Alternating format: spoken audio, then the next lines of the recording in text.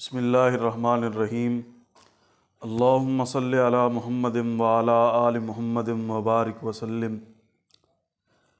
میرے معزز مکرم دیکھنے سننے والوں کو السلام علیکم ورحمۃ اللہ وبرکاتہ۔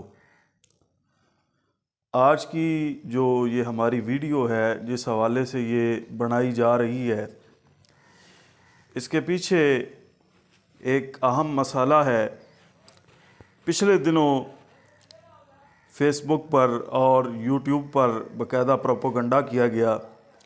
ویسے تو یہ کافی دنوں سے ہوتا رہا ہے، لیکن اب کچھ یہ شدت اختیار کر رہا ہے کہ ایک مولوی صاحب ہیں، طفیل ان کا نام ہے، طفیل رضوی صاحب۔ انہوں نے یہ اس نام سے کتابچہ لکھا کہ جی شیعہ فرقے کا تعارف اور ان کے عقائد۔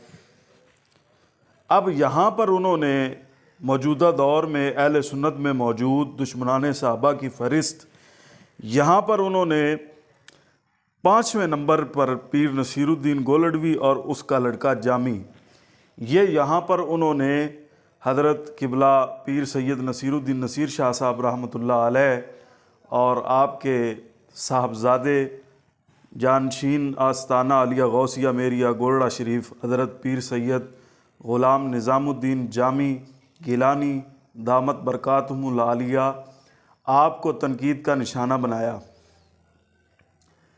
ہمارا یہ طریق نہیں ہے کہ جس طرح سے موصوف نے الزام تراشی کی ہے ہم بھی اسی طرح سے الزام تراشی کریں یا گالم گلوچ کریں۔ یہ کام نہ ہم کر سکتے ہیں، نہ ہمارے بزرگوں نے اس طرح سے ہم کو کرنے کا حکم دیا ہے۔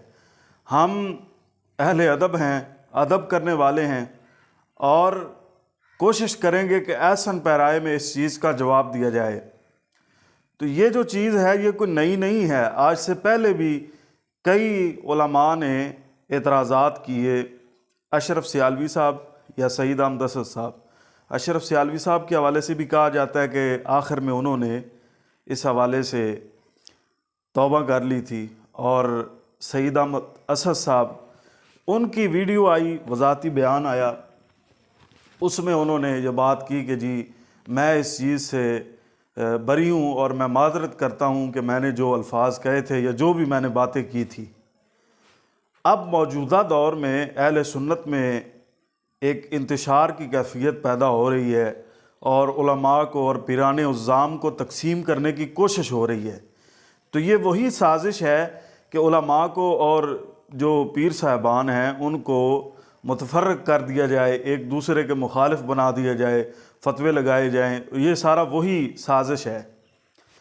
تو حضور نصیر ملت رحمۃ اللہ علیہ آپ کی شخصیت کی اگر بات کی جائے تو میں ایک بات کرتا چلوں کہ آپ کی شخصیت اس بات کی محتاج نہیں ہے کہ ہم ان کا تعارف کریں، ان کی ذات خود ان کا تعارف ہے، لیکن ہم جیسے لوگ اگر ان کا تعارف کریں گے تو یہ ہمارے لیے بڑے شرف کی بات ہے کہ اگر وہ ہمیں اپنے غلاموں میں اس طرح سے بھی قبول فرما لیں۔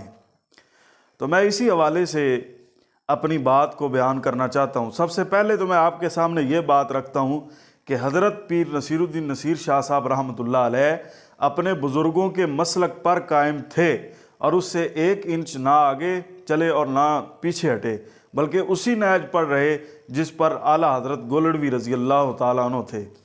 اور اگر آپ اس بات کو دیکھنا چاہیں تو ان کے جو خطابات ہیں وہ سنیں۔ انہوں نے واضح طور پر یہ بات کی کہ میرا مسلک اہل سنت ہے، جو کہ بزرگان دین کا مسلک ہے، میں اسی مسلک پر کاربند ہوں، میں سنی ہوں۔ اور دوسری جو بات ہے کہ کچھ لوگوں نے ان کو دیوبندی کہا، تو اس حوالے سے یہاں پر میرے سامنے کتاب ہے آپ کی راہ و رسم منزل ہا۔ راہ و رسم منزل ہا میں حضرت پیر صاحب نے اس کتاب کے آخر میں دیوبندیوں کی ایک جماعت ہے،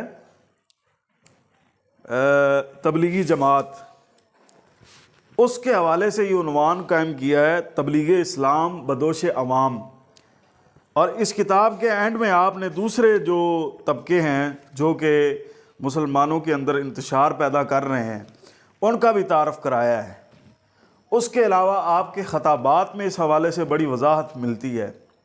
پھر اگر شیعہ کی بات کی جائے تو آپ کی جو سب سے پہلی کتاب ہے نام و نسب، نام و نسب کی اگر میں بات کروں تو اس کتاب میں حضرت قبلہ پیر صاحب نے شیعوں کے حوالے سے باب باندھے ہیں اور ان کے عقائد کا اور ان کے معمولات کا تعارف کرایا ہے، اور واضح طور پر ان کی گستاخیاں اس کے حوالے سے بھی لکھا ہے، اور یہ بات ثابت کی ہے کہ یہ لوگ گستاخ ہیں۔ تو اب اتنی وضاحت کے بعد بھی اگر کوئی بندہ یہ کہے کہ جی وہ شیعہ تھے یا وہ دیوبندی تھے، تو یہ اس کا صرف پروپوگنڈا ہو سکتا ہے، یا صرف اس کی یہ ایک دشمنی ہے جو کہ وہ نکالنا چاہتا ہے۔